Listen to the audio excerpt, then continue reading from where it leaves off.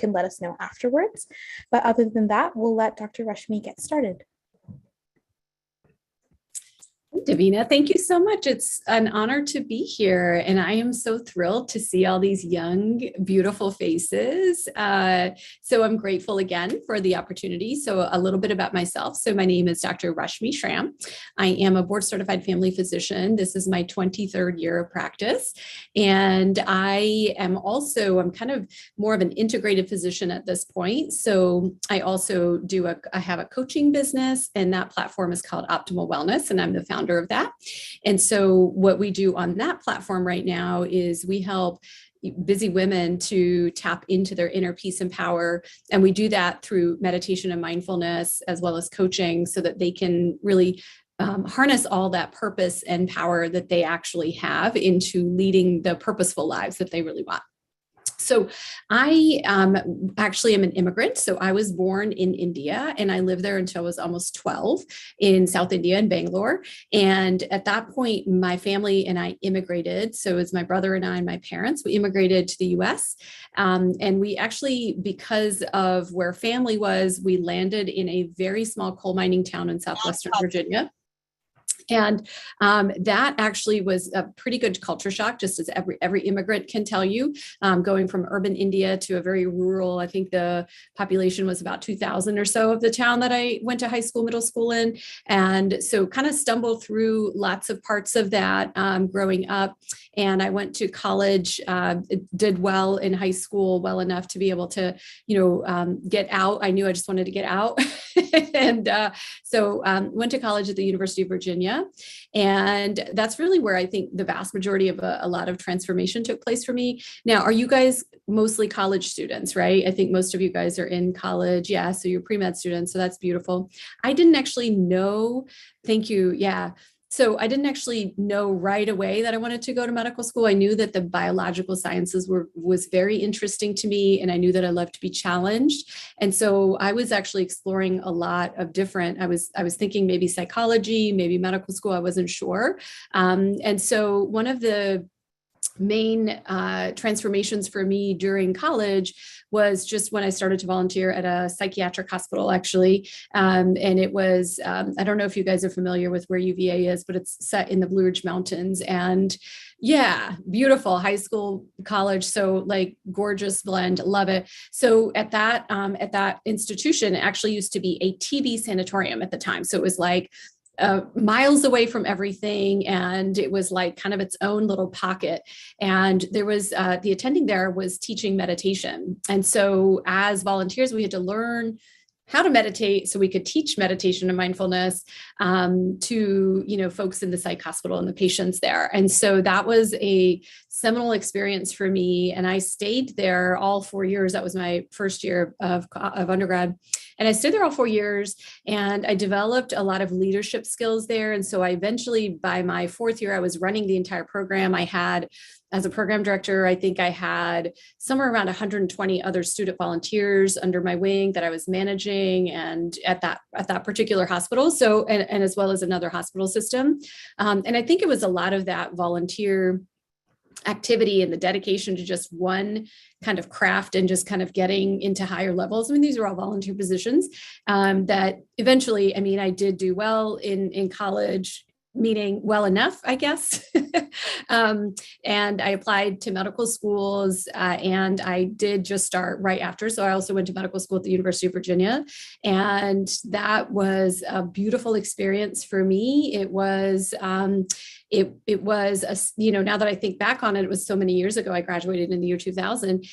It was almost there were so many challenges, but there were also so many beautiful things out of that. And I met my husband there, and we both chose family medicine, me, because I really thought I wanted to do something within the mindfulness space and prevention and lifestyle.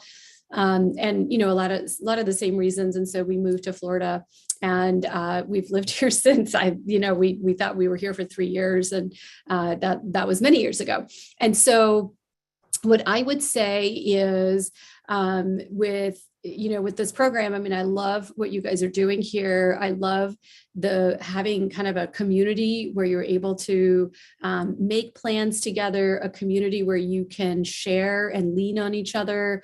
I think that is absolutely key. And I really am amazed at Davina for putting this together, because I know you can tell this is a real passion, and you can tell that you guys are also very passionate about it. And that's what the world needs. The world really needs all of your guys' energy, this beautiful, fresh energy, this good-hearted, high integrity, beautiful vision energy. And so, I would say I want to answer questions. I don't want to take up too much time, but I would say if I could go back to myself, whether in high school or college, these were some of the things that have stood out for me, not just as a physician, but just as a human being, and now as an entrepreneur in the space of wellness and medicine. And those would be just very simple. It would be very, very simple. And that first one would be, notice the energy that you're around, right? And so for me, what I had to make a conscious decision about, and I wasn't making these like, oh, I don't want to hang out with them, but there were some flow issues that I just started to notice that have served me well. I've also made a lot of mistakes. We don't want to focus on the mistakes. I'm going to tell you what I think you can do really well is notice the energy that's around you. And what I mean by that is in a lot of pre-med programs, certainly whether it's even in high school or undergrad, they did that thing. I remember my first year of college where they said, everybody, look to your left, look to your right. Both of these people are going to be gone by the end of this year. And, it's a lot of intimidation. It's a lot of conditioning. It's a lot of like, oh, are you good enough? So there's going to be some, are you good enough? Are you, the imposter stuff that comes up, right? And so you've got to notice that is just social conditioning. It is not even close to who you are. You know what you are worth, and you know the energy that you carry. And so noticing the social conditioning, noticing the negativity that you might encounter, especially in saying, I'm going to be a doctor, I'm going to go to medical school, and then, it's probably not that unusual for people who go, yeah, right. So that's okay. That doesn't really have anything to do with you, right? So just kind of noticing the energy and intentionally moving towards the direction that you want to move in. I think that's really, really important. And the second thing is consistency, right? And so a lot of times, I'm going to guess most of you guys are very driven. You're very intrinsically motivated, and you're what we would call as adults type A, right? Like that's just kind of how that, and it's not untrue. It's not untrue to who I am either. And there are really good things about it. And there's also some real drawbacks about it. But a lot of times we can go with huge intensity, right? Like we are intense. We are usually very intense. And then we can burn out. We can be really intense, burnout, intense, burnout, intense, burnout. So notice that about yourself, and notice whether you can, it's not that you don't want to work at a certain frequency, but how can you stay consistent? That would be the other question that I would ask, other than what's the energy I'm around? What's the energy I'm absorbing? How can I stay consistent? Because what we know for sure when you're on this path, being consistent is always going to be better than being intense. I mean, you will have periods of time where you have to have intensity, but consistency is going to be one of the keys to your success. So just kind of remember that. And, I'm years out, and I'm, in a different business model right now. And I have to remind myself consistency over intensity, right? So we are all growing, we are all evolving. And so you are evolving at a really rapid pace, and just like noticing that about yourself is really, really important. So consistency. And the third bit, and I'm going to stop and ask, and answer questions, would just be because we are intense individuals, we've kind of established that it's not a bad thing. It's going to get you what you need to be, but in a way of just balancing. And actually, I have kids who are in high school, and this is what I notice about them. They're very intrinsically motivated, and they don't know how to relax. They literally do not understand how to chill out. And it's not that we have to be chill all the time, but it's the idea of having some amount of balance of being rather than doing, right? Because we're human beings. We are not human doings. And so what can happen and I would recommend bringing in just a very simple mindfulness practice. And I'll tell you, mindfulness has all kinds of connotations, but mindfulness is simply this. It is the awareness that arises when we are paying attention to this present moment without judgment and with curiosity, right? So some of the keys to mindfulness are just coming back to the present moment, because what the brain knows how to do is replay the familiar past. It knows how to do that. It also knows how to predict a future that may or may not be your future. And so coming back to just the present moment and staying curious as to what's next and not judging us or judging others can serve us immensely well. And that's what I mean by mindfulness. Now, I teach mindfulness, I teach meditation. I have lots of free evidence-based meditations on my YouTube channel that I'll give to Davina if y'all ever want to try them. So try those out. If you like an app, try that out. But I would say, see if you can bring some balance into the ever-present, ever-running brain with just a simple mindfulness practice. And it can be just you sitting down and noticing your breath. It can be you walking outside, looking at the clouds. It can be you walking and noticing what sounds you're hearing. And all of those things that we sometimes take for granted can make a huge difference in how the brain becomes more and more balanced. So that's it for me. So I'm ready to take any questions that you guys have. Perfect. So if anyone has any questions, you're more than welcome to raise your hand and maybe Dr. Rashmi can call on you. Or if you prefer to ask them in the chat, you can do that as well. Yeah. So, okay. I see one from Michelle, and I'm sorry if I missed some from earlier. Let's see. Once you learned that you wanted to get into medical school, what were the steps you took to build up your application? Did you immediately apply to medical school, or did you take a gap year so you could build up your application? So I think it was around my second year when I definitely made the choice and the decision, and I had a pre-med curriculum that I had started already. And so I think there was one lab, I want to say, that I couldn't quite fit in. I think it was like bio lab or something like that. And so I did have to stay and for the summer between second and third year to take that. So I did apply when I was still in college, and I did get accepted, luckily, when I was in college. And so I didn't end up taking a gap year, although I know a lot of my friends took not just gap years, but not just 1 year, but lots and lots of years in between. And like my husband, for example, he was a musician for like 8 years before he decided he wanted to go to medical school. So he's had a very successful career. So there's no good time or bad time. It's just the time that works well for you, right?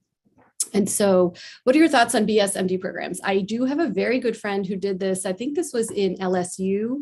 I'm not sure of any other. I'm sure there are probably other programs that are doing this. Actually, no, that's not true. I have another friend at Brown who did that as well. If you know you like a school, then I think it makes a lot of sense. Like, I knew that I would love UVA. They didn't have a BSMD program. If they did, I would have signed it in 2.5 seconds. So if you know you like a school, then, and you know you want to go to medical school, then that sounds like a pretty brilliant idea. Do they shave off like a year? Is that what happens? But keep in mind that your college years are really important too, right? So let's see, what was something difficult that you've overcome in medical school? Yeah, there's so many difficult things. There are very many difficult things. So in medical school, I think just the rigor of medical school. So I graduated in 2000, and the 80-hour work rule, I think, came about in 2004 or 5, something like that, by the time I'd finished all my training. So really the most difficult parts were the grueling, terrifying hours that we used to have. I think it is a little bit different. I think they've started to have night shifts and things like that now. I do know a lot of programs have made a big change, and certainly in medical schools. So there were times there was a 3-week period that I was in a hospital, and we just had to stay there because it was so intense. It was a trauma surgery rotation, which is why I'm absolutely not a surgeon. And we had call every other night, which is completely insane. So for 3 weeks, I was literally just probably got like a total of like maybe an hour and a half or 2 hours of sleep per 48-hour period. It was terrible. And it was in the winter, and they had a tunnel system where you could just go from like your dorm style room to the surgery center to the terrible cafe back to your room. And I realized 3 weeks later that I had not even been outside. And I was like a rat just going right through one and the other and the other. So that was really challenging, because then your moods get really bad.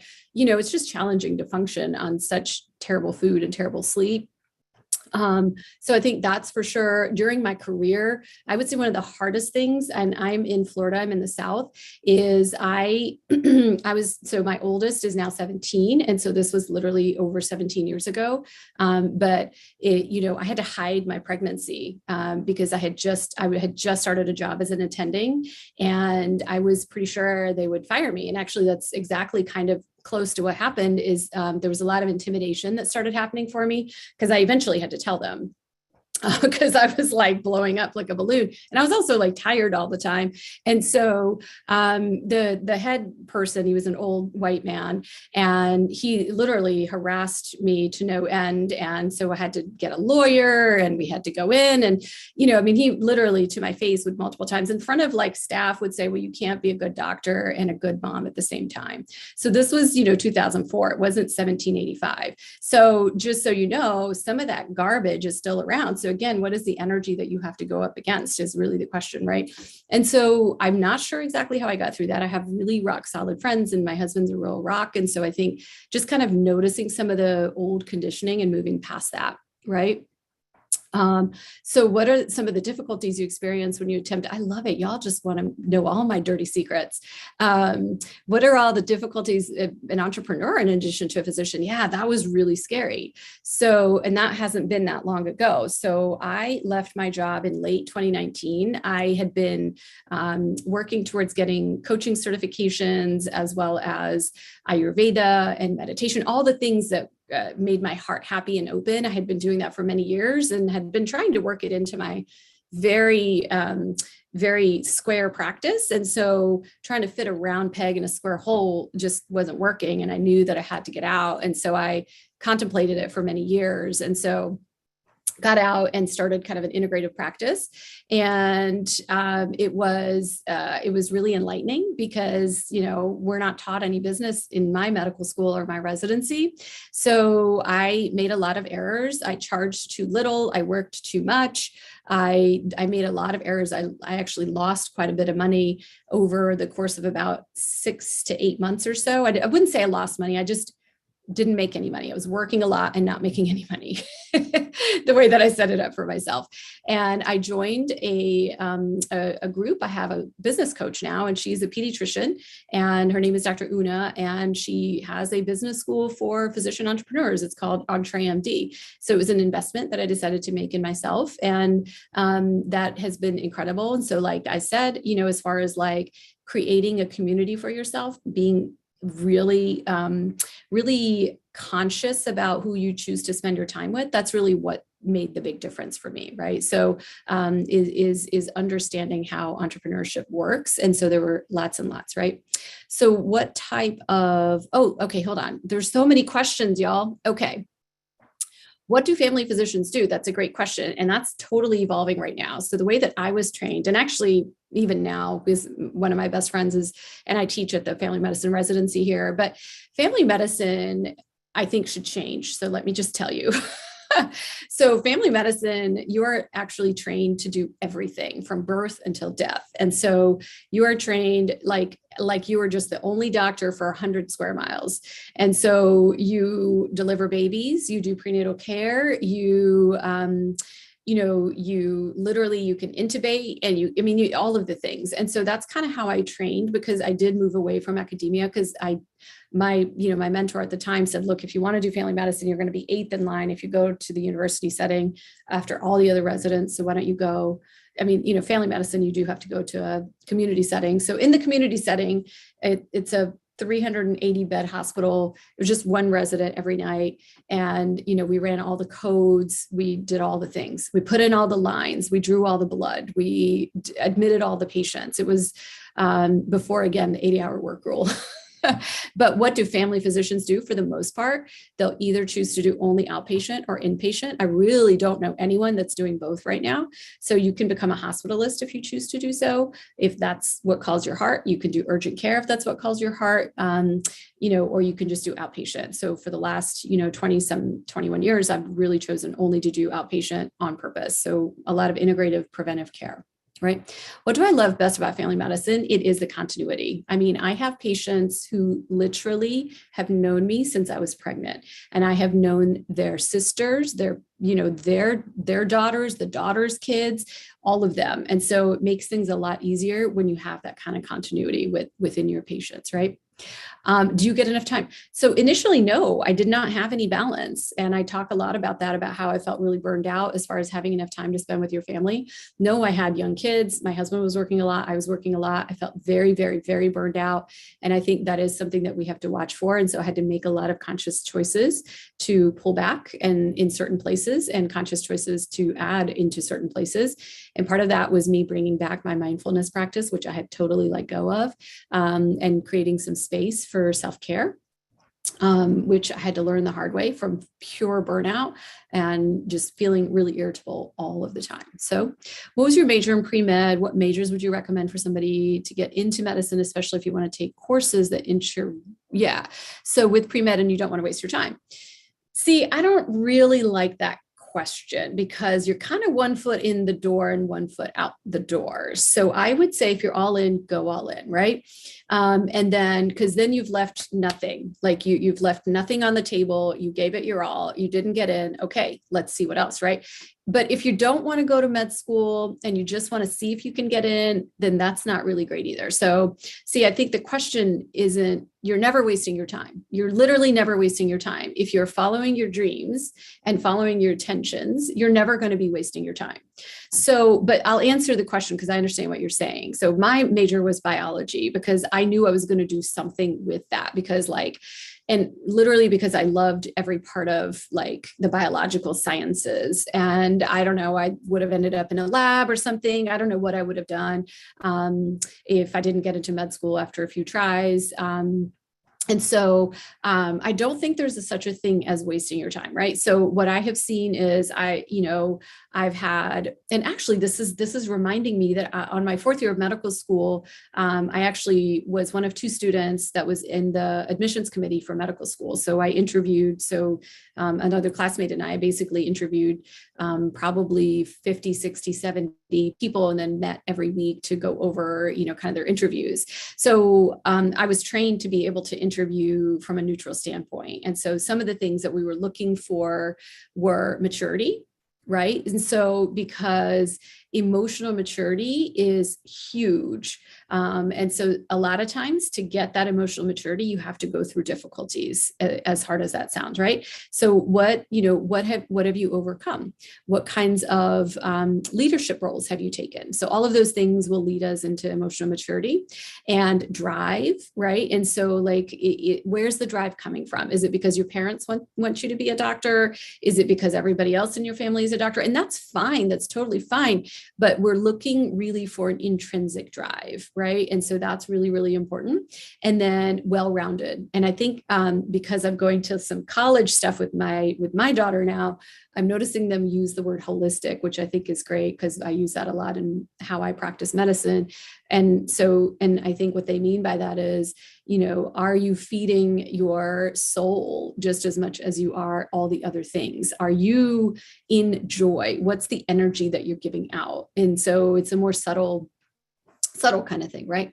Okay, if taking a gap year, do you believe it's better to enroll in a post-bac program, a master's in biomedical science, or a research program?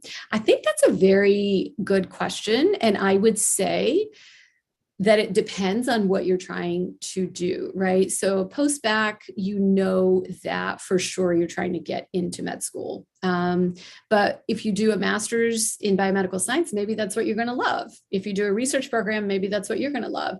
So I think so long as you do something that interests you and that you enjoy, that will be the right answer for you, for sure. Let's see. Were there ever moments where you felt discouraged before applying to med school? If so, how did you overcome those difficulties? Could you give me some examples? Y'all chose an old ass woman. So let me think about this. Cause you know how like terrible memories kind of fade off into the distance. And so that's where I am now. I wouldn't say they're terrible memories, but of course, I'm sure there were many, many, many, many times when I felt discouraged. Honestly, looking back on it, I was kind of a closet pre-med person. I never hung out with any of the other because I felt like they were just too high stress. So like none of my college friends are physicians. And most of the time I was still doing all the crazy things that they were doing, like adventure things. And then I would just still wake up at 7 o'clock in the morning on a Saturday and run off to the library to study. So yes, absolutely. But again, you go back to your inner knowing and you go back to knowing who you are. And so just kind of creating that sense, that vision for yourself is going to become very, very, very grounding. And for me, I was like, what's the worst thing that's going to happen? Right. And the worst thing that's going to happen is you get a rejection and it's not going to kill you. Right. It's just a thing. It's a neutral thing. I wasn't thinking that way, but there were definitely moments of fear. There were moments of discouragement, all of those things. Those are part of life. Right. So one of the things that we are conditioned to do as humans with human brains is to avoid pain and go after pleasure. That's just how we're conditioned to be. But it's not even realistic because pain is part of life. And so rejection is part of life. I have been rejected hundreds, if not thousands of times, right? And it doesn't define who you are. It is a fact of life. It's an experiment. Life is an experiment. And so some of the examples, really, truly, some of the hardest lessons I've learned has been as an entrepreneur, for sure, because you are, as an entrepreneur, I'm going to get a lot of no's because I'm creating something out of nothing. And it's kind of undefined in many ways, right? What does a physician who teaches meditation and Ayurveda, who's a coach, do? I'm making that up right now. I understand what it is a lot more than I did before, but my platform is evolving right now. And so as I'm doing that, I have to know my vision. I have to be very, very clear about who I'm trying to serve. And I have to know my worth. And it's taken me some time to figure all of those things out. And in the meantime, I'm still going to get no's. And the no's are going to get me to the yeses. And so those would be, I would say, the most kind of recent examples of getting to the no's, right? So extracurriculars for high schoolers, really your next step is going to be getting into a college that you like, right? And so again, it would be, what do you enjoy? And how can you get to leadership levels in those? Because it's always really looking at, yes, it's great if you're really into a lot of diverse things, but where have you kind of been able to shine through is what I would tell you for sure. So I would 100% go through this journey again, 100%. And I think I had to practice medicine in that way for that long to realize that I could potentially be able to do the things that I do now, right? So, okay, I'm going to take this last question, right? Actually, there's two really good ones. Y'all are asking such good questions. I'm going to take Shoni's and Anushka's, and then I really do have to go. How did I manage medical school expenses and debt? Yeah, so I had a little bit of debt from college that I had to just kind of defer. But I went to a state school and I got a lot of, not a lot, but scholarship help as well as some financial aid because my parents were not in a position to be able to pay for those things.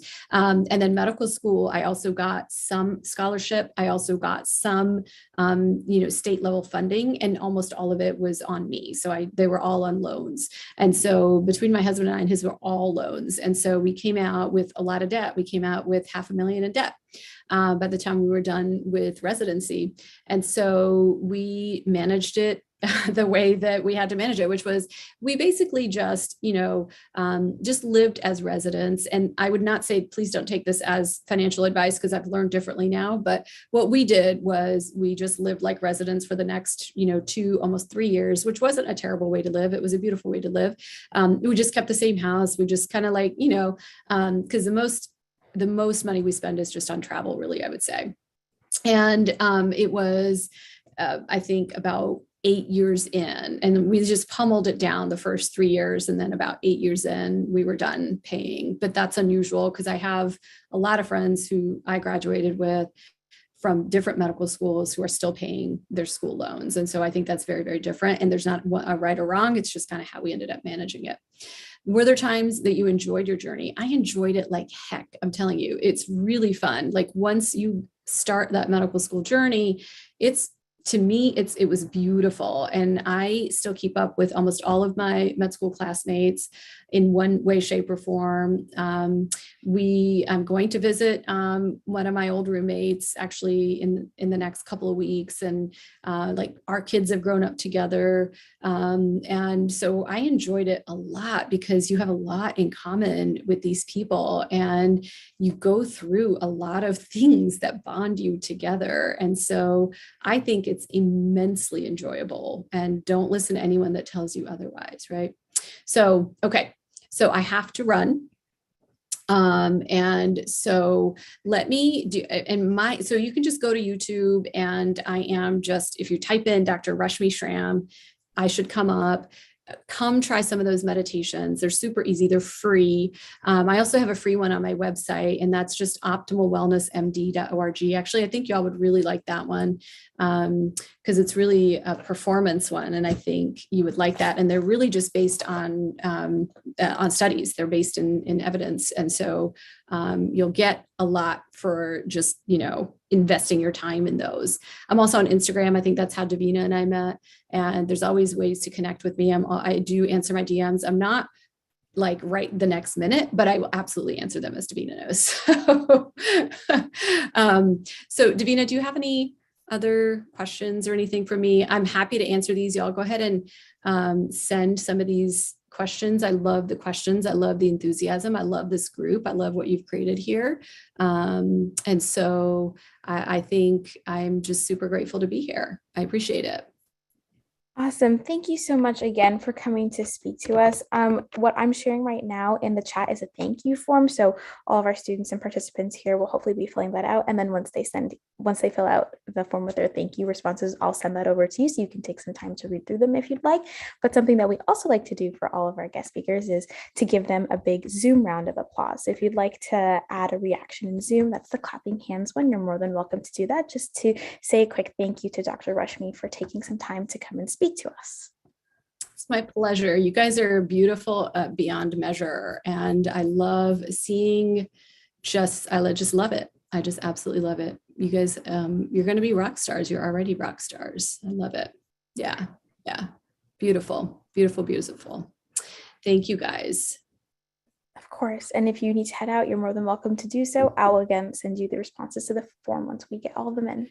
That sounds good. I will send you, Davina, can I just send you, or should I type it out? My little YouTube thing. I'm seeing a lot of questions on that. Sure, absolutely. I'm just going to type that in here, y'all, so I can tell you, because I think, I do know what it is. Forgot. Okay, let's see here. So it is. See if we can send this to everyone. Okay.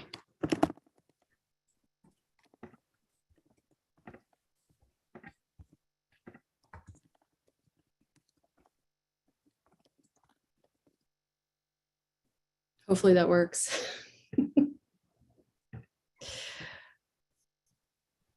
All right, guys. Okay. So I appreciate this opportunity. Happy to come back. Happy to answer your questions. Keep up the good work. 2 thumbs up for you guys. You're amazing. See you later. All right, perfect. Thank you so much. Hope you enjoy the rest of your day. Thank you so much. You too. Bye. Take care. Bye. All right, perfect. So now we'll be going to our into our cardiovascular neurological medicine workshop. So it's in the Google Drive right now, but I'll also send the link out in the chat. So if you'd like to open it now, maybe take a second to print it out, or maybe download it, import it into your tablet or your laptop so you can write up on it and maybe submit those for notes if you're interested. You're more than welcome to open that up now, even if you just are interested in following along, that'll be there. And so like our other workshop from Monday, I'll be asking some questions throughout. You might see there will be be a question mark in one of the slides. And if it's there, it's probably because I'll be asking that question to all of you. So if you'd like to answer some of the questions that I'm asking, there are two possible options. You're more than welcome to raise your hand on Zoom, and then I can call on you. Again, if I mispronounce your name, please correct me so that I don't get it wrong. And if you would prefer to answer the questions in the chat, you're also more than welcome to do that. Neither method is preferred. It's just whatever you're more comfortable with. All right, so I think everyone's able to see this, so I'll go ahead and get started. Again, please fill out the thank you form for Dr. Rashmi. We'll be sending her the responses before the conclusion of the program. All right, everyone, so welcome to our second session of our national program. It was lovely to see all of you today. So what we're going to be talking about today is cardiovascular and neurological medicine, and I've also added in a brief section about vitals because I think it's important to talk about vital signs and some different ways that those are measured before we go into actually talking about the medical methods. Okay, so here are a couple examples of vital signs. I'm sure if you have perhaps gotten tested for COVID, you might have gotten your body temperature checked. If you've had checkups with your family physician, you might have gotten your blood pressure taken, your pulse, etc. So does anyone just want to quickly give us maybe a reason on why vital signs are important? I'll check the chat and I'll also look to see if anyone has their hand raised. So Laylee? They can help see if someone's stable and live. Yeah, exactly. They're great measurements of stability. Akil? Doctors can use vitals to find out the cure better, what's the problem? Yeah, exactly. Vitals are a great first sign of perhaps something being wrong. Desmond? Vitals can be used to help them observe the objective, when they do the SOAP notes. It can help them find lean them towards the solution to the issue that's wrong with the patient. Yeah, exactly. And it's also great for, and I'm seeing this in the chat as well, great job everyone that's been answering, measuring the well-being, maybe helping them analyze what's going on. Great insight. Everything that everyone is saying is correct. So like you were all mentioning, it's really helpful in detecting problems early on. It's very important in detecting these problems and just kind of serving as a baseline, a first measurement of perhaps something being amiss. They're very easy to measure. They can be measured, at home, by you, in the clinic, at the hospital, and also again at the scene of an emergency. And they're relatively quick. They usually don't take longer than 30 seconds to a minute max to obtain, and they're still great measurements. So we'll go over a couple of different vital signs and then perhaps how they're also measured. So first up is body temperature. So there is a normal temperature range for individuals, which can also vary based on activity levels or perhaps your gender. So normal body temperature is supposed to be around 97.8 degrees Fahrenheit, which equates to 36.5 degrees Celsius. And it should only go up to 99 degrees Fahrenheit or 37.2 degrees Celsius. Shouldn't really go too far below 97.8 and not too far above 99. So does anyone know any way that we can measure body temperature? Digital thermometer. Sorry? Digital thermometer. Yes, perfect. We can use a digital thermometer. Desmond? I was going to say a thermometer too. It's all good. There are actually a couple different types of thermometers. So even if 3 people said that, you would all be correct. Akil? There's also laser thermometers, best for COVID, virus scenarios, so no contact. Perfect. Yes, we'll also be talking about this one as well. Great job, everyone. And I'm seeing it in the chat as well. Perfect. Okay, so we can take it orally through using a thermometer, like a glass thermometer, or something like a more modern digital thermometer. You all have said this one. This is probably one of the most common ones. Like if you had a fever or your temperature is a bit high as a kid, your parents might have used this.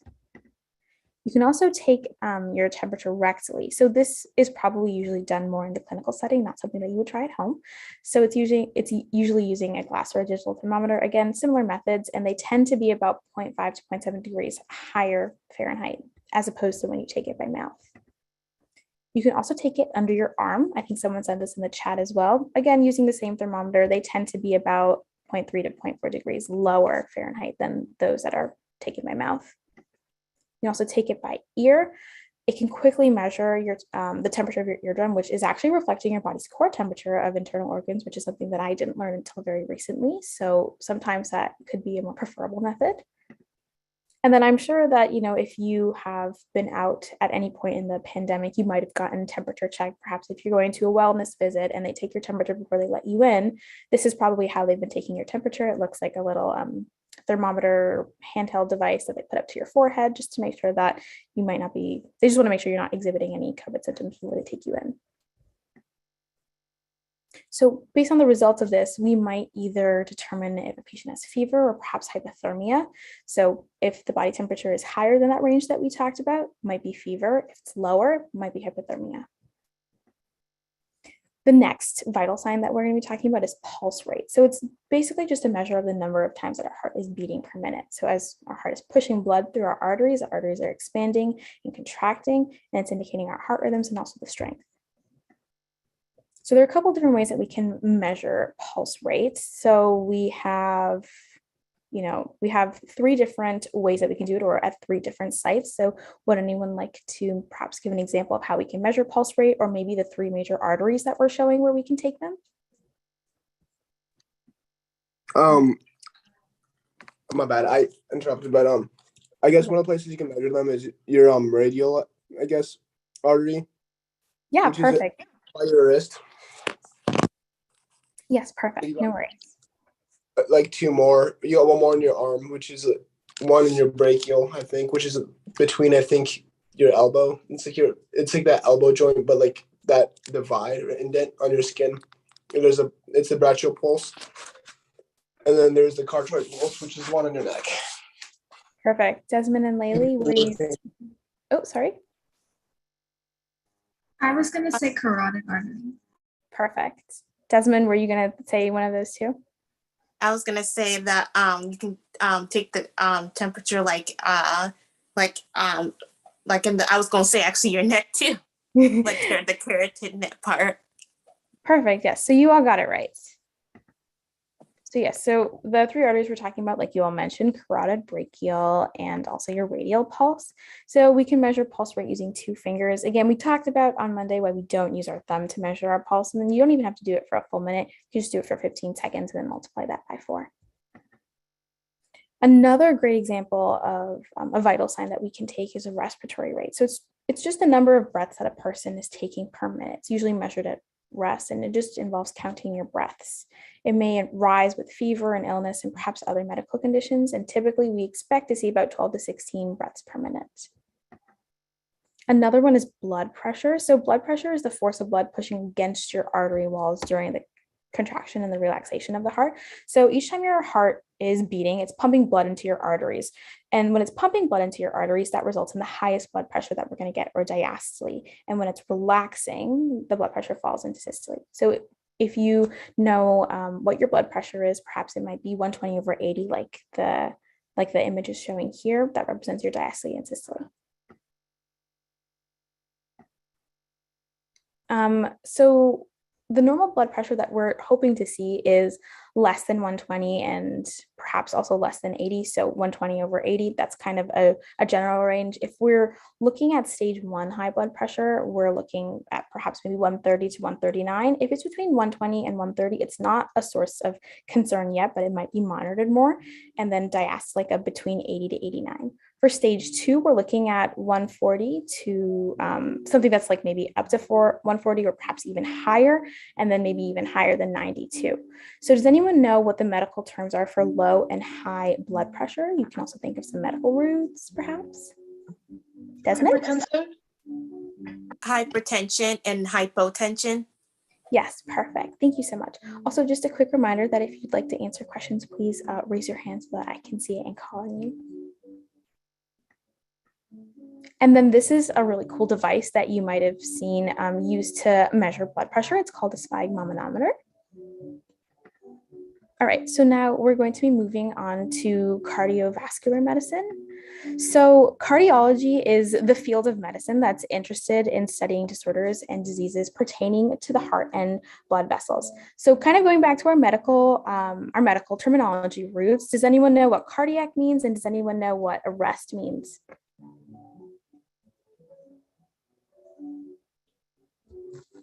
You can answer in the chat. You can raise your hands. A hint, cardiac, it starts with pertaining to. Laylee? I'm pretty sure it just means relating to like the heart. Sorry, do you mind repeating that? I might have cut out. I'm pretty sure cardiac just means like pertaining to the heart. Perfect, yes. Desmond? I was gonna say that cardiac means heart and arrest means dysfunction. Yeah, you're pretty close. So cardiac means pertain to the heart, and arrest is referring to like the stopping of something. So if you hear the words cardiac and arrest used next to each other, it's usually describing something that's like the stopping of something pertaining to the heart. So cardiology is a branch of internal medicine. So if you specialize in internal medicine, you might do some cardiology rotations. So because we're going to be doing a specific workshop on the anatomy and physiology of certain body systems, we're going to hold off a bit today on digging into that anatomy really deep, but we're going to be talking about some testing types and some diseases. So this is a very general diagram. You can see your veins in blue and your arteries in red and your heart in pretty much the center of your sternum or beneath your sternum. This is a more detailed diagram. If you'd like to give it a look, it's got all the veins and the arteries labeled in your body. It's also it's very detailed. So if you'd like to give that a look and perhaps read through some of them, you can. A lot of times, arteries and veins are named for where they're located. So you might notice that your carotid artery is referring to your neck, and perhaps if you look down, you might see renal veins, renal artery located closer to that area. So it's just a very helpful way for remembering veins and arteries because they're named for where they're close to or they're associated with. Again, we're going to be talking about the anatomy and physiology of the cardiovascular system later. So we're going to be going through how blood is actually pumped through your heart and how your heart works with another very big organ to deliver something to your body. So does anyone know what other major organ your heart is associated with in pumping something to your body that we will ask about in a minute? Lungs, perfect. And what is your heart responsible for pumping? Oh, Rhoda, did you want to say something? You already answered it. It was lungs. Okay, perfect. Great job. So does anyone know what we are delivering to our body? Desmond? Blood. Perfect. And does anyone know what our blood contains that's very important for our organs and especially our brain? I'll call on someone that I don't think has answered yet. Maybe Afnan? Oxygen. Perfect. Great job, everyone. Alrighty, so now we'll kind of dig into some of the types of tests that we see in cardiology. So the first one is a resting electrocardiogram or an ECG. So it's pretty much used to record the electrical activity of the heart. So we're looking for abnormalities here that may indicate maybe some heart problems. And usually they're treatable if they're found early, but if it's in the later stages, you might see a really abnormal ECG.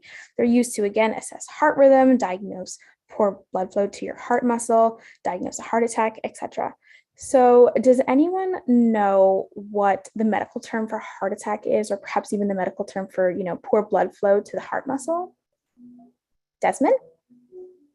Myocardial infarction. Perfect. Yes, for a heart attack. And then for the next question, poor blood flow to the heart muscle. I'll look in the chat. Yes, perfect. Everyone's getting ischemia. Perfect. Or ischemia. All right, so everyone got that. Great job, everyone.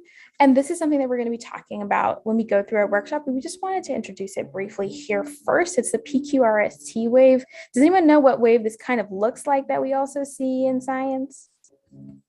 It's a general question, but it looks a little bit like something. Amina? Transverse wave? Yeah, definitely.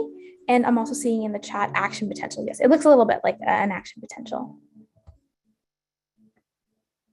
They're not related, but just wanted to point that out.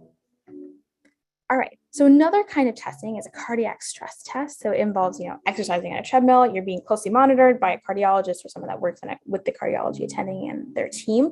So we're usually using it to screen for perhaps CAD or coronary artery disease.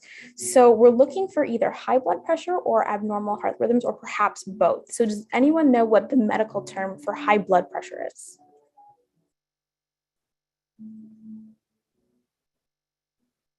Laylee? Hypertension. Perfect. And does anyone know what the medical term for abnormal heart rhythms is?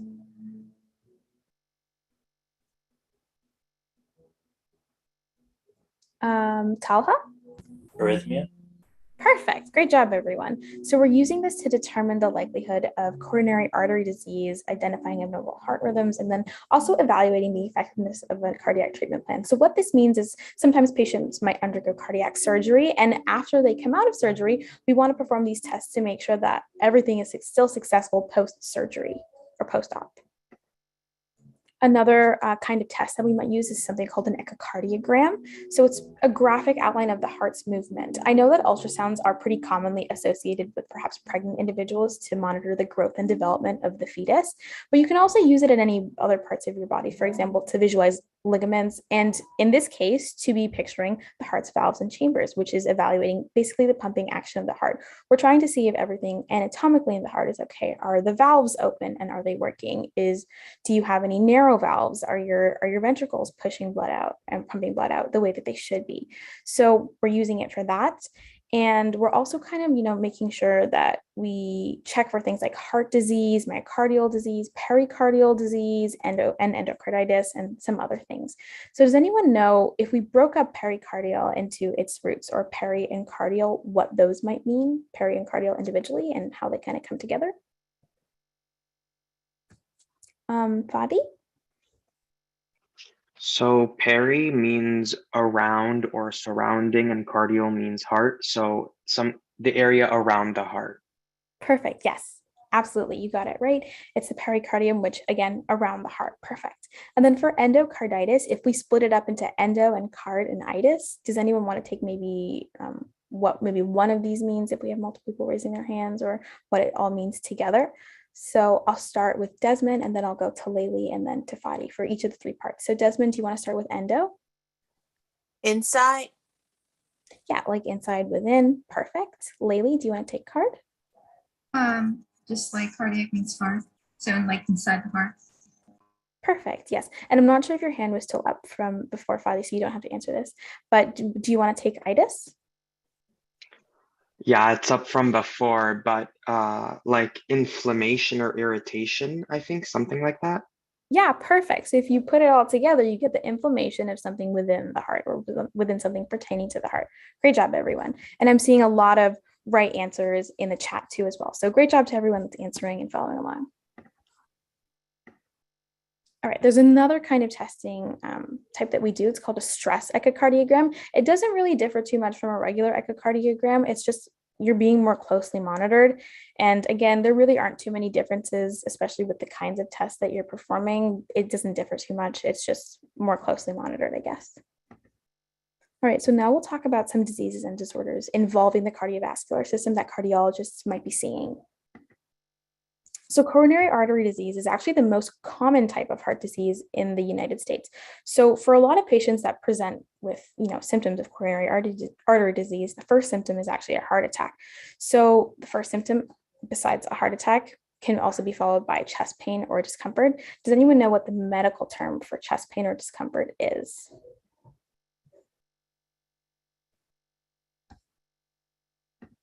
I'll look in the chat as well. Yeah, perfect. Everyone's getting it. Angina. Awesome job, everyone. You might also present with some weakness, lightheadedness, nausea, or a cold sweat, pain or discomfort in your arms or shoulder, and maybe even shortness of breath.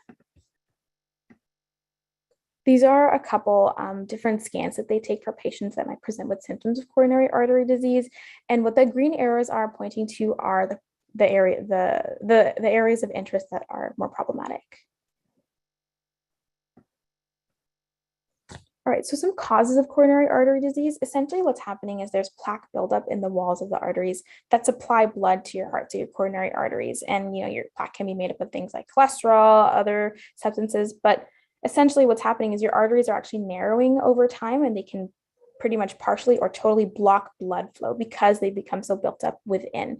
The first treatment that I particularly find very interesting is something called a coronary angioplasty. Essentially, what happens is for your artery that's blocked and there's buildup inside of it, what the cardiologist will do with his team or his or her team, they'll insert a catheter inside. And what they'll do is once they guide the catheter into the region that is the most blocked up or the most plugged, they'll inflate a balloon. And essentially what the balloon is doing is it's pushing the buildup to the sides. And once they push the buildup to the sides, what they're actually doing is widening the arteries again so that blood flow can continue. Something else that's really interesting that I learned about on the recent side too is something called a coronary artery bypass graft. So it's where a blood vessel from another part of the body is taken and it's attached to the coronary artery below the site of blockage. This is a visual representation of what I was talking about too. You can see that the cardiologist, they'll work with their team. Perhaps they're maybe working with radiologists too, who will be watching all of this happen on a screen, and they'll guide the catheter in, they'll inflate the balloon. And what you can see on the right-hand side is that we still have the buildup, but it's not blocking or restricting blood flow as much. And that's the goal of this. Akil, did you have a question?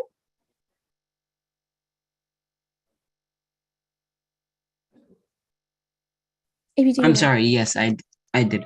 So for the you said to inserting a catheter into the vein, wouldn't that still like looking at the visuals, wouldn't that still cause the block up, or how would that work after the process is done? Oh, yes, this is another good point to mention that I forgot. So they remove the catheter after it's done. They just put it in for the sole purpose of pushing the blockage out, but then they take it away after it's done. They guide it out of the body. Okay. Great question. All right, heart arrhythmias, like we were talking about earlier, it's a problem with the rate or the rhythm of an individual's heartbeat. So does anyone know the medical term for when your heart is beating faster than normal or perhaps slower than normal? We can take fast first and then move to slow. Desmond? Tachycardia. Awesome. And then for beating slower than normal, again, please correct me if I'm mispronouncing your name, Omawumi?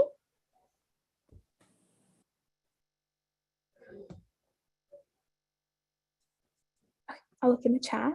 Yes, bradycardia. Perfect. So everyone's getting it right. Tachycardia and bradycardia. So based on the kinds of testing types that we've seen so far, what kind of test seems the most appropriate in diagnosing an arrhythmia? Laylee? Maybe like an ECG or an EKG. Yes, perfect. I think the most preferable one is an ECG, so you're definitely correct. You can also see it in the bottom right-hand corner too. That looks like an ECG, the PQRST waves that we were talking about before. They're showing us the rate or the rhythm of an individual's heartbeat. So we want to use that kind of test to show us if it's perhaps higher or faster than normal or lower or slower than normal. So some symptoms include a faster or slow heartbeat, perhaps skipping heartbeat, so an irregular rhythm that's also fast or slow, lightheadedness or dizziness, chest pain, shortness of breath, and maybe also sweating. So there's a specific kind of a heart arrhythmia called arterial fibrillation. It's the most common type. It causes just an irregular and fast heartbeat. So some symptoms include palpitations, shortness of breath, weakness or difficulty exercising, chest pain, dizziness or fainting, fatigue, confusion, etc. So some treatments include medications, catheter implants, and heart surgery. Does anyone know, and it's okay if not because this is more of an application-based question, but why might dizziness or fainting be a symptom of an arrhythmia? Or we've gone through a couple different, cardiological related disorders and diseases. So, and we've seen dizziness, fainting, lightheadedness so far. So does anyone know why that might be happening? Fadi? It's because the role of the heart is to deliver oxygen to the brain. And these arrhythmias cause a lack of oxygen. It causes a lack of deliverance of oxygen to everything, which is why you feel lightheaded or dizzy. Yes, perfect. Great job. So yes, one of the biggest roles and functions of our heart is to deliver oxygenated blood to the brain. So if it's not doing that, then our brain isn't receiving what it needs. And so we might experience some of these symptoms that we see here. So great job, everyone. I think I also see that in the chat as well. So great job, everyone. And some causes of heart arrhythmias could be a previous history of heart attacks. Smoking is also related to it, congenital heart defects, stress, and maybe some substances that you might have taken or medications that you've taken in the past. All right, so an aneurysm occurs when an artery's wall weakens, and then what happens after that is it causes an abnormally large bulge to form. So there are a couple of different aneurysms that we're going to talk about. The first one is a cerebral one. So for a cerebral aneurysm, we're looking at first vision problems such as double vision, sensitivity to light, nausea and vomiting, loss of consciousness. Then we have a thoracic aneurysm. So you might experience some very sudden and severe chest pain, sudden back pain, a very significant drop in your blood pressure, numbness in the limbs. Does anyone know why we might see a significant drop in blood pressure? Why do we see that for a thoracic one?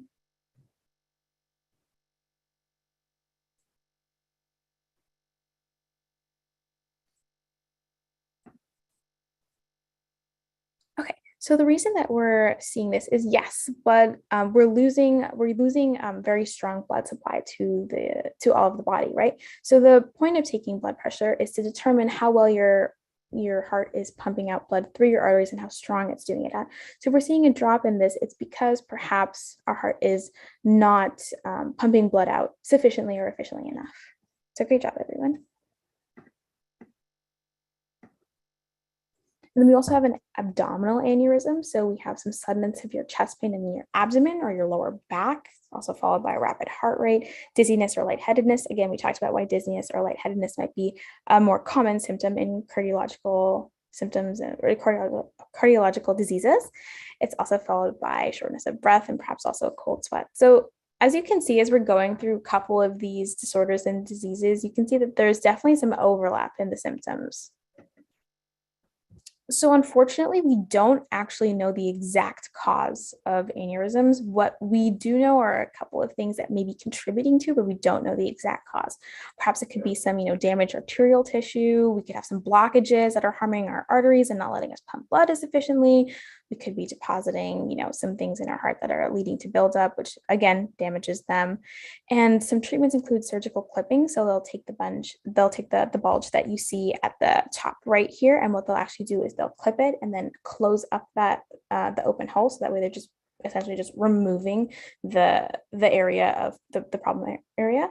And then we also have some endovascular treatments that I am not entirely sure are as common as surgical clipping, but again, both are offered.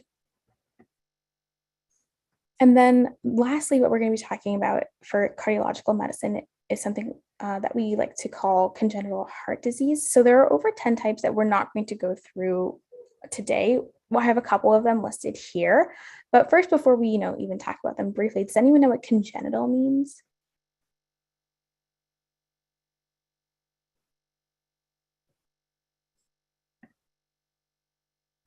Afna? It's like you're born with it, and you're born with that disease from birth, so it's a defect from birth. Perfect. Yes. So that is exactly what it means. I'm also seeing it a lot in the chat as well. Present at birth, genetically related.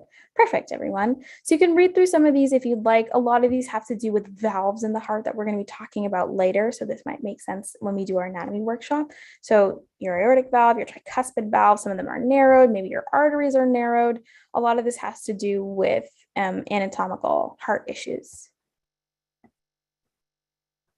Now we're going to be diving into neurological medicine a little bit. So neurology is a branch of medicine that's essentially dedicated to dealing with disorders of the nervous system. So this includes our brain, our spinal cord, and all of our peripheral nerves. Again, we're going to be talking about the anatomy and physiology of the nervous system later on too. If you notice in the reading, we included some stuff about synaptic transmission. That'll be very helpful for perhaps understanding some of the content in our anatomy workshop later on. And just also, if you haven't learned too much about the nervous system, it's a great intro.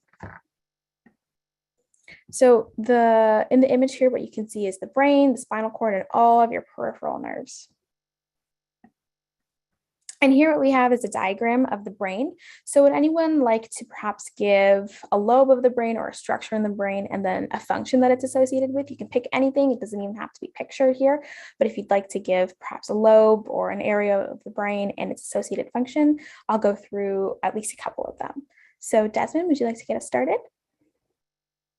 I know that the occipital lobe helps with like our sight. Yes, that's where our primary visual cortex is located. Great job. Fadi? I'm pretty sure the hypothalamus, which is the hypothalamus is responsible for changing and gauging your body temperature. Yeah, that's definitely true. It's also a great site of like hormone regulation. Great job. Laylee? Okay. I'm pretty sure the frontal lobe is like motor function and memory. Perfect. Yes, great job. It's involved with those. Akil? So visual recognition of like different colors and like stuff I'm pretty sure are on the occipital lobe. And I'm pretty sure testing, like when you think for like scientifically or like reasoning, that's also in the frontal lobe as well, I'm pretty sure. Yes, great job. Afnan? The hippocampus, I'm pretty sure, is involved directly with memory and learning. Yes, perfect. Your hippocampus is very involved with the encoding of memory, not the storage of memories, but definitely the encoding of memory. So great job. I'll go to Rhoda and Desmond, and then we'll move on. The cerebellum, I think it's related with like maintaining like your balance and like bodily coordination as well. Perfect. Yes, the cerebellum is very much involved with motor coordination and such. That's actually why in sobriety tests, perhaps if someone is a bit intoxicated when they're performing the test, your cerebellum is actually one of the first areas that's impacted when you've consumed alcohol, which is why it might be harder to maintain your balance, to walk in a straight line, etc. So those tests become harder because your cerebellum is one of the first areas that's the most impacted in your brain once you've consumed alcohol. Fun fact. Desmond? I know that the temporal lobe is used for like our hearing and stuff. Yeah, that's where our primary auditory cortex is located. Great job. All right, great job, everyone. I'm also reading through the chat. Everyone is saying great things about spinal cord, temporal lobes. Ahmad says that look at all these future doctors slaying. Absolutely, I couldn't agree more. People are talking about different lobes. Awesome. Everything here looks great. Okay, so now we're going to dig into maybe some of the kinds of tests that we'll see. So CT scans basically allow your surgeon, your neurosurgeon, radiologist essentially to pinpoint the location of a lesion in your brain or your spinal cord. So it actually uses, X-ray techniques, but it's a lot more detailed because if you look in the bottom right-hand corner of the screen, you can see that it's you have to enter the machine. So like it's going all around your body to try to get as detailed an image as it possibly can. So you're trying to visualize blood vessels, nerves, tissues, some other structures, etc. And here's an example of a CT scan. The white arrows, again, usually if you see arrows pointing to things on a CT scan or any kind of imaging scan, it's either a problematic area or it's just a general area of interest. So what you're seeing here are the lighter parts that the white arrows are pointing to. Those are lesions. And someone asked a really good question this morning as well. They asked if problematic areas are always going to be lighter. That's not necessarily the case. What we're looking for is a difference. You can see that the lighter areas are surrounded by dark, healthy brain matter, but the white matter the white areas seem to be like a lot lighter and they contrast more. So it's not that, because they're lighter, they're problematic. We're just looking at the differences between that and the surrounding area. All right, so we can also do something in relation to nerve conduction studies. So essentially what we're trying to see if our nerves are propagating action potentials at the frequency that they're supposed to be doing. And the way that we do this is we insert a needle into the muscle and we send out small electrical signals that are recorded when your muscle is contracting and relaxing. So you see the word muscle here and you might be thinking, why aren't they doing it for the nerves? Well, your nerves are your nerves are innervating muscle. So when we're recording your muscles being contracted and relaxed, we're actually getting that rate as well, because your nerves are the ones that are stimulating or innervating your muscles to contract and relax. Again, this is a little bit more invasive because they do have to insert the needle in. They're not showing you the exact needle going in here, but this is just something that they'll be doing. They might attach these little white things here. Does anyone know what these are called? It's totally okay if not. I'll look in the chat as well. Yeah, someone says electrodes. Those are electrode patches. So that's how we're recording the electrical activity. So we have the needle here that's going in, that's, sending out the electrical signals, and then we're recording them here. All right, and then something to expect during nerve conduction study, you can see it's going in. The image quality isn't too great. We apologize for that. But essentially, you're just stimulating it to see what the actual frequency is.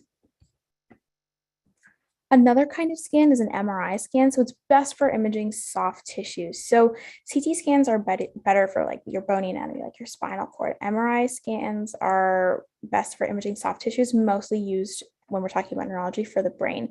So what we can kind of see in an MRI scan are perhaps maybe bleeding, swelling, problems with the way your brain is developing, tumors, infections, inflammation, the list goes on. So MRIs are very, very useful. They're also more detailed than CT scans. We'll see that in a second here too. If you can look here and see that an MRI is really giving us a very detailed look into this patient's brain. You can see a lot of different structures here. You can point out a lot of them. Here's your cerebellum, your brainstem, here's your cerebral cortex, etc. So it's really giving us a very detailed look into it. And so sometimes we might use this if we really need a detailed look into a patient's brain, but if we need a less detailed look, we might opt for a CT. Each one has their own pros and cons. Erica, do you have a question? My question was, how you said there's like more detailed like diagram, it like lets us look more like deeply into it, correct? So my question is, how would you even be able to like point out something, like, because how you see all these different like structures and everything, how would you point out like the original problem, or how would that even show up in the diagram?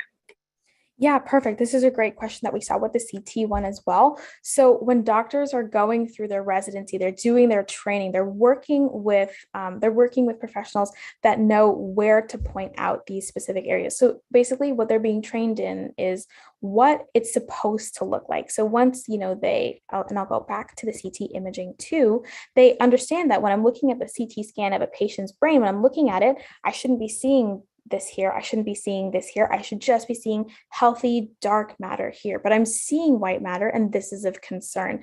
So it's mostly just them taking time to really study and understand what it should look like. So that way, if they see something different, they can point those out. It's not always problematic. Perhaps, they thought these were lesions, but they're actually not. But it is a great place to start. So they do spend a lot of time studying what it's supposed to look like, so that way they can get better at recognizing these differences.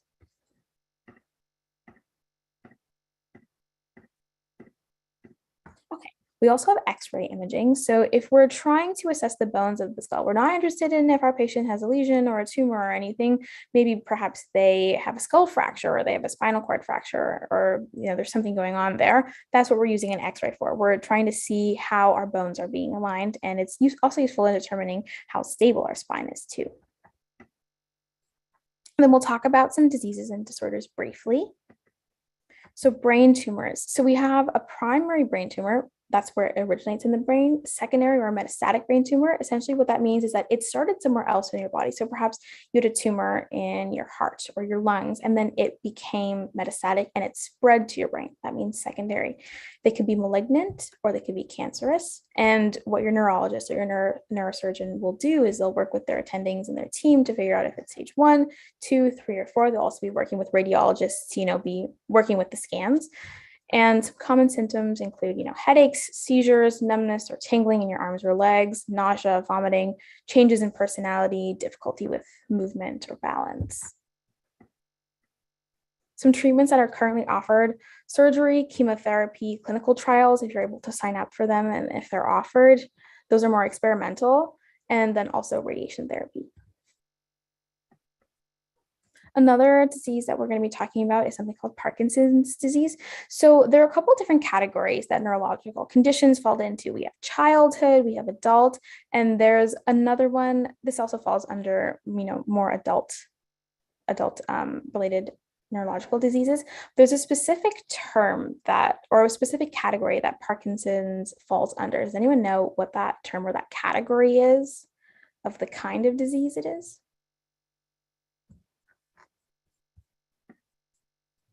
Someone says progressive. Stephanie?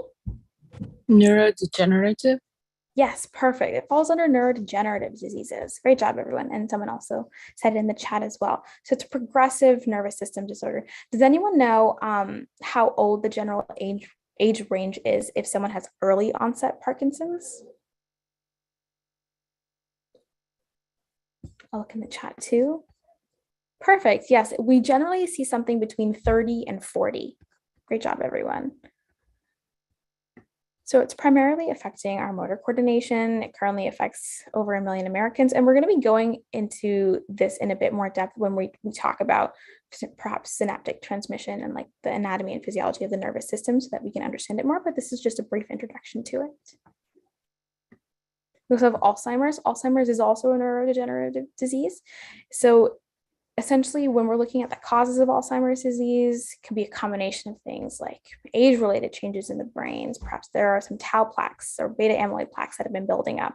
Perhaps some genetic, environmental, and lifestyle factors too. There are also a couple of different genes of interest that scientists are working on, discovering and seeing and manipulating to see if they actually are related to Alzheimer's or if they're not. I think they've discovered about 3 genes of interest for Alzheimer's so far, at least, that are not exactly confirmed, but are the most likely genes that are causing this or contributing to it. But again, we're always looking for new ways to figure out what's going on. It can also be associated with memory loss, difficulty performing familiar tasks, perhaps maybe some problems with language, disorientation, time and place, and then maybe also poor or decreased judgment.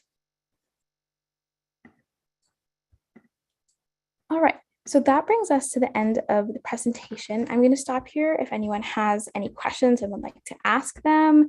There isn't any homework for tonight. We're going to be talking about our research symposium on Friday, and we're going to be making some teams for you all over the weekend. We're also going to be releasing our medical debate pamphlet so you can see what we're going to be debating and discussing next Wednesday. Would like to remind you that we do have a session this Friday, but we are not having a session on Monday, July 4th. We are instead having our next one next Wednesday. And if you have any questions, we're going to stick around, answer them. The workshop